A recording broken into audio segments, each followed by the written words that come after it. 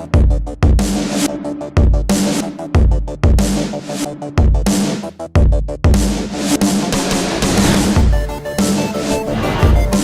going on, movie friends? Welcome back to the kitchen table. This is Batter Band Bite Size, and today it's all about Spectre, the 24th film in the James Bond franchise, starring Daniel Craig, which we're going to get into that soon. Director, who, what, when, where, why. All right, so the director is Mr. Sam Mendes. And what he's done. So he has done a few movies that you probably know and a few that I like. One, American Beauty. Mm-hmm. Good movie. Road to Perdition. You haven't seen it? No. I have. Good movie. Jarhead.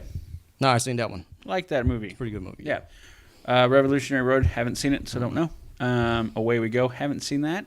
And then some people might have seen this one called Skyfall. Skyfall. Yeah. And then 24. Yeah, Spectre. Where we're at now. Yep. And starring Mr. Daniel Craig as Mr. James Bond. Christoph Waltz is Oberhauser, who's the main protagonist in this Baddie bad. thing. I can't say her name right, but it looks like Leah Seydoux. Sure. Who stars as Madeline Right, Swan, Dr. Swan. Yeah, Jared's not here, so I guess you might Yeah, as well take up that thing. I can't do that thing right now. Ralph Fiennes is M. Monica Bellucci. She makes like a short appearance in there. Very short.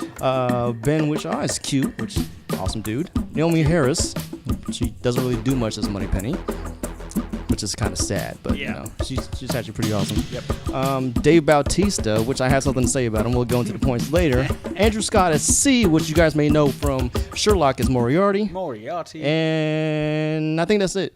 So, yeah, we'll go. Well, I'll call that good. Yeah. okay, that's good. Good. One sentence synopsis. We have no one here, so it's just me and Udi here doing the thing that we used to do when we first started the show. First, we're going Back yeah. to basics. Did we even have a one sentence synopsis? I didn't come up with one because we just didn't. If you have to go off the. I mean, did we have a one sentence synopsis when we first did it? No, we did not. No, we did not. I think we started it with Chad when we first brought him on board. I would say so. Yeah, because we used it more as comic relief, and we have said since. And we have. Now we're going to try to go back to basics. We're going to change the format a little bit for you. A little bit. But we still need a one sentence synopsis. Do you have anything? I didn't even think of one. Wow, I don't really have something that would go good with this. I mean, my only other comment was I posted this on my Facebook. I just put Pussy Galore. And that does not describe this movie. Even. If I had to do one sentence synopsis on the cuff, would be I can't even think of a good one because it's. We get into it and you'll see why. I got one now. This is all for you spy fans out there. Not quite Blackstone. Not quite Blackstone. Very good one. Because you'll start to see what we're talking about. Exactly. Not quite Blackstone. Yeah. Okay, so synopsis of the movie. James Bond coming after Skyfall. Basically. I was actually, hold on. Spectre of Solace is what that's what I was going to say. Spectre of Solace. Okay, I get it now. Wait for it. Click. Thank you. Okay, right. Back to the synopsis. Premise of the movie is basically Daniel Craig is back portraying James Bond. He is trying to figure out, I'm not trying to figure out, but after Skyfall, he has this request from M, who died in Skyfall, and is basically trying to figure out what she wants. Right. And that's pretty much the premise of the movie. He goes on this chain of discovery, which is what the movie intends to do. I can't really say much because that's one of my bad points. But yeah, let's go into the good points though. The good points. All right. My notes right here. So the good point, Daniel Craig. I still love the guy. I still think he's like the best Bond ever. I love that he's blonde. It doesn't matter. But Daniel Craig still holds it down in his performance as Bond, being the greatest Bond of all time for me. And that's it for one point. We're going to go through these points in a more literal order than we're used to. Yeah. 2, it wasn't Quantum of Solace. It felt more Bond. It felt more at ease with what it was trying to be. Right. 3, the fight choreography, especially on board the train, was brutal and awesome. Yeah, and that's, I have to give props to whoever was choreographing that particular fight scene. Yep. 4th on my list, supporting characters did the best with what they did. Q, M, Moneypenny did the best with what they did. Some of the ones that shine out is going to have to be Q and Stealing Ralph all my Fiennes, man. stuff, man. Sorry. 5, good casting on the villain. I can't pronounce his evil guy name. Oberhauser. Yeah, okay. Oberhauser. But Christoph Waltz is damn good casting because he's first of all he's weird, and he comes off as a villain pretty nice. You know. 6, Bautista was all right. All right, that's mine. What do you have? You literally took everything. You literally Well, took add to it all the then. things. Okay, so Bautista, What do you have to say about Bautista? he didn't say nothing. And that was good. He said Can't act. Dude one can't act. word. And Said that one was it word. throughout the whole thing. Did the whole thing. And if that's a spoiler, so be it. You just wait for the entire movie till he says his one word, and then. Now you also have something good to say about the main bad guy, Christoph Waltz. I do, and I think he does it. I think one of the reasons why he plays such a good bad guy and he plays off is because I think good villains, when they come off as them, they don't realize that they're evil. They actually think they're doing good.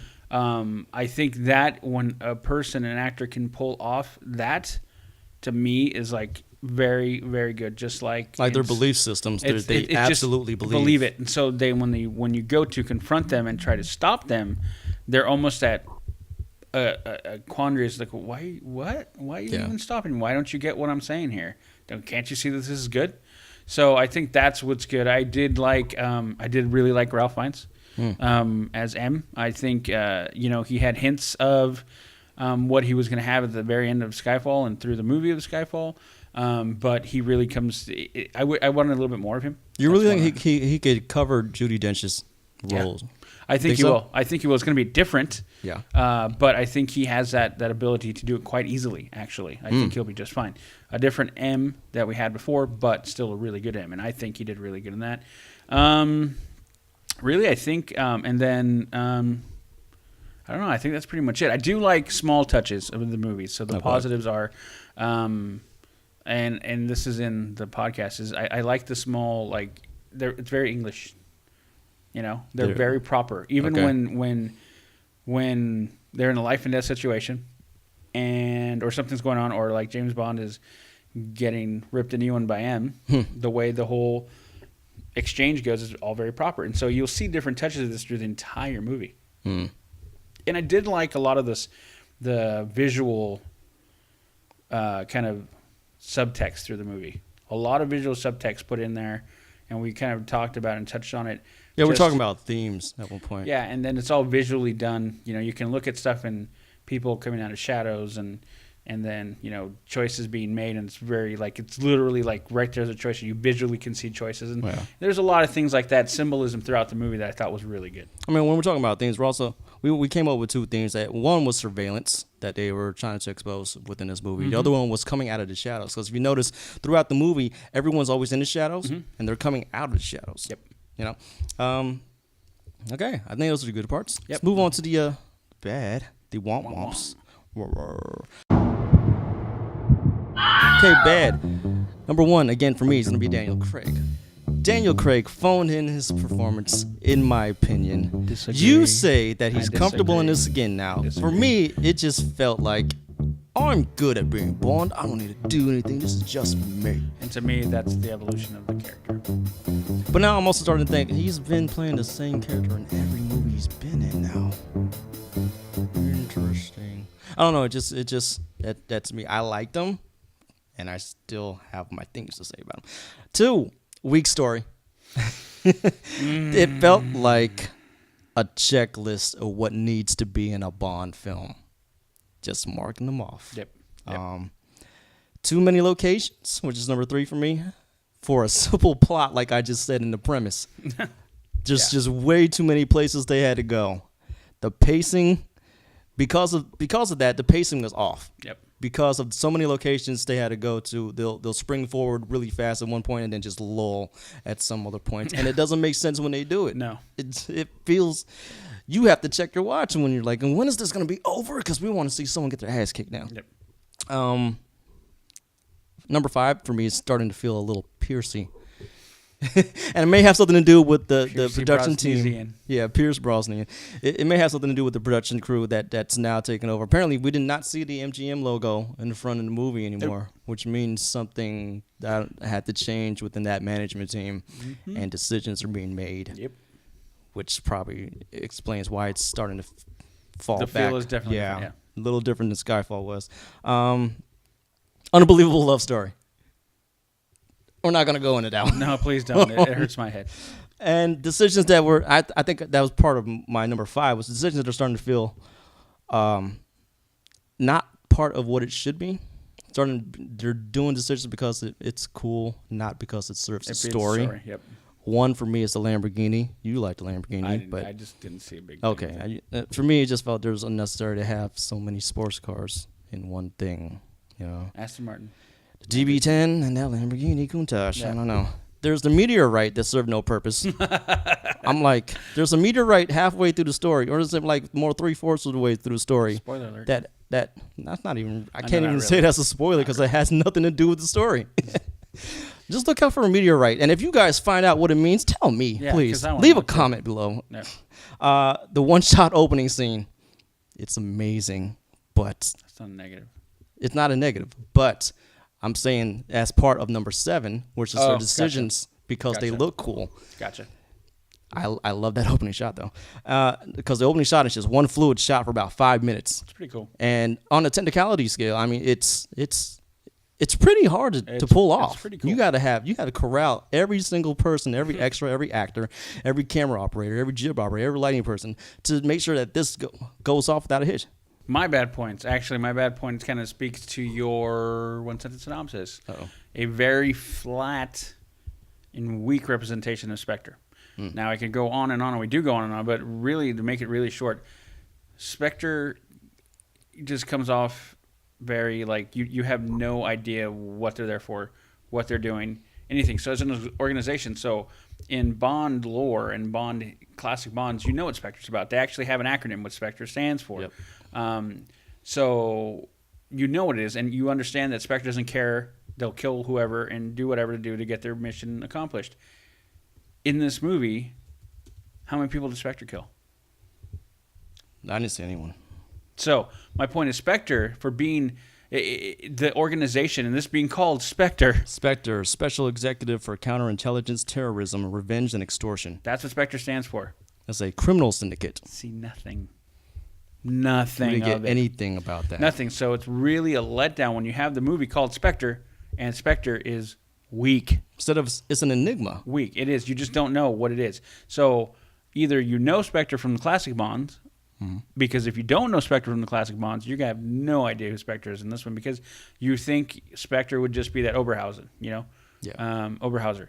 But he's not. He's the head of Spectre. He's Yeah. not Spectre. Yeah, that's So- right. If you were gonna, entitle a whole film based on Spectre, why wouldn't you go into what Spectre is? That's one of my bad points. Second bad point, love story. You said it. Yep. Just, no. It's unnecessary.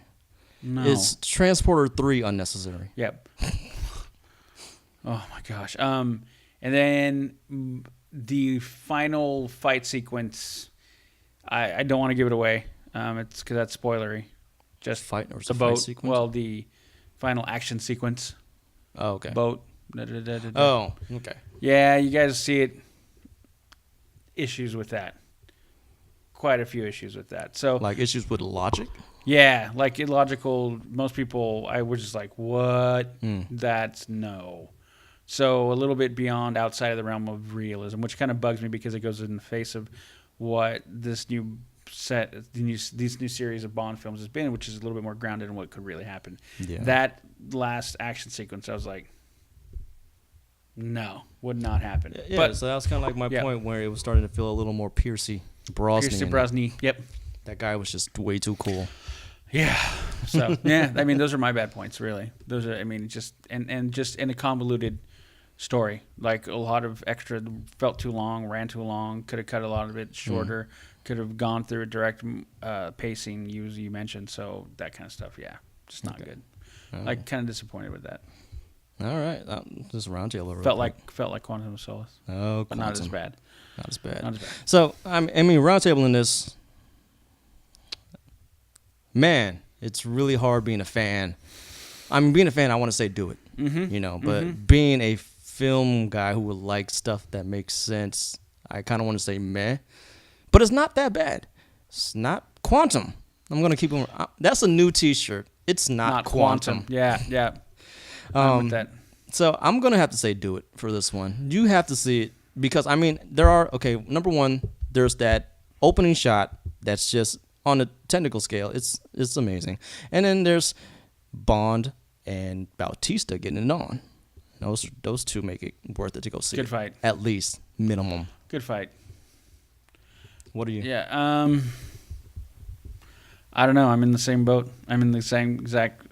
Can I say meh it? I mean, you don't.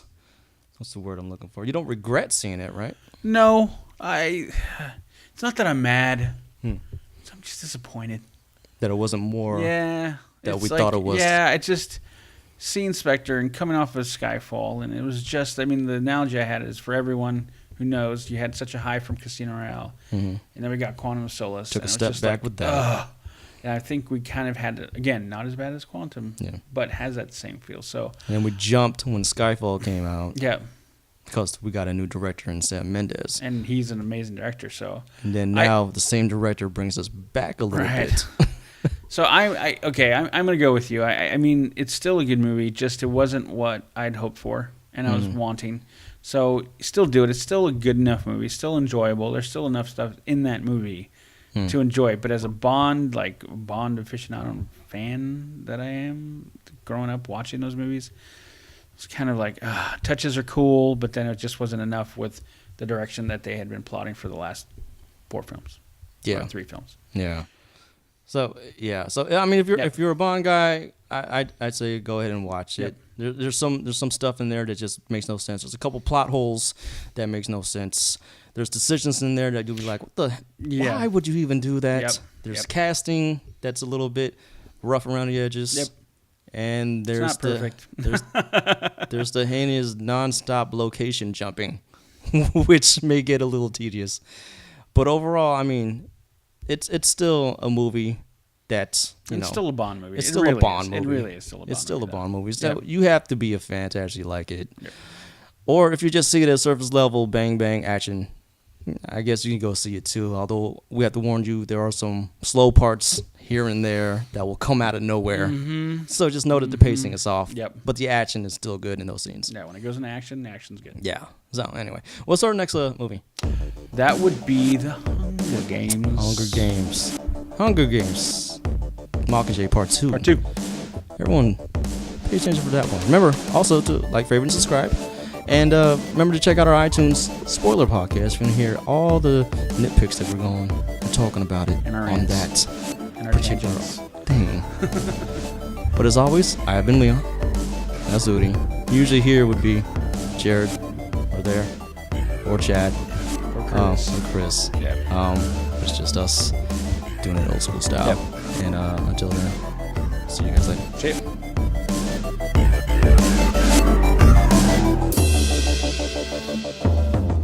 Yeah, first up we got Vin Diesel. Face Calder. I'm colder. You're cold? I'm really cold. I'm colder. I'm colder than you.